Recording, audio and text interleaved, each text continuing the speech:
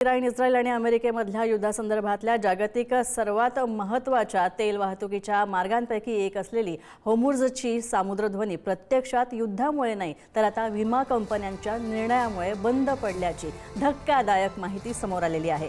सुमारे 90% जहाजांना विमा देणाऱ्या 7 प्रमुख विमा कंपन्यांनी जहाज कंपन्यांना विमा सुरक्षा देण्यास अक्षरशः नकार दिलेला आहे आणि परिणामी 7 मार्च पर्यंत होर्मुझची सामुद्रधुनीतून नेल्या जाणाऱ्या ऑइल टँकर्सची वाहतूक ही पूर्णपणे थांबली होती आणि यामुळे जवळपास 1000 जहाजांची वाहतूक ठप्प झाली आहे। दरम्यान अमेरिकेच्या 3 विमानवाहू नौदल तुकड्या होर्मुझच्या सामुद्रधुनीच्या परिसरामध्ये तैनात आहे आणि तरी सुद्धा व्यावसायिक जहाजांची वाहतूक पुन्हा सुरू झाली नाहीये। अमेरिकेने विमा मदतीसाठी $20 अब्ज ची घोषणा केली आहे, मात्र असं असलं तरी सुद्धा त्या अंतर्गत एकही तेलवाहू जहाज सुरक्षितपणे मार्गक्रमण करताना दिसत नाहीये।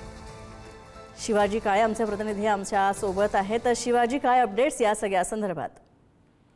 खरं तर होर्मुझच्या सामुद्रधुनीतून पुढे जाताना विमा कंपन्यांनी ज्यांना विमा काढलेला आहे अशा जहाजांना सोडलं जात आहे असं सांगितलं जात आहे।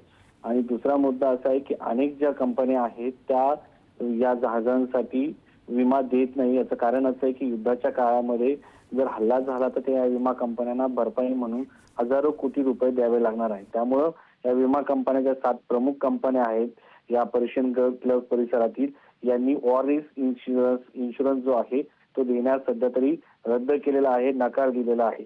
त्यामुळे ह्या सगळ्या कंपन्यांकडून रद्द केल्यामुळे होर्मुझच्या सामुद्रधुनीमधून माल जो आहे तो पुढे जात नाहीये आणि मोठ्या प्रमाणात टँकर जे आहेत या ठिकाणी अडकून पडल्याचं आपल्याला पाहायला मिळतंय। दुसरीकडे जर पाहिलं गेलं तर धन्यवाद शिवाजी या सगळ्या अपडेट्स बद्दल। या सगळ्यावर नजर ठेवून राहा, अधिक अपडेट्स तुमच्याकडनं घेतच राहू।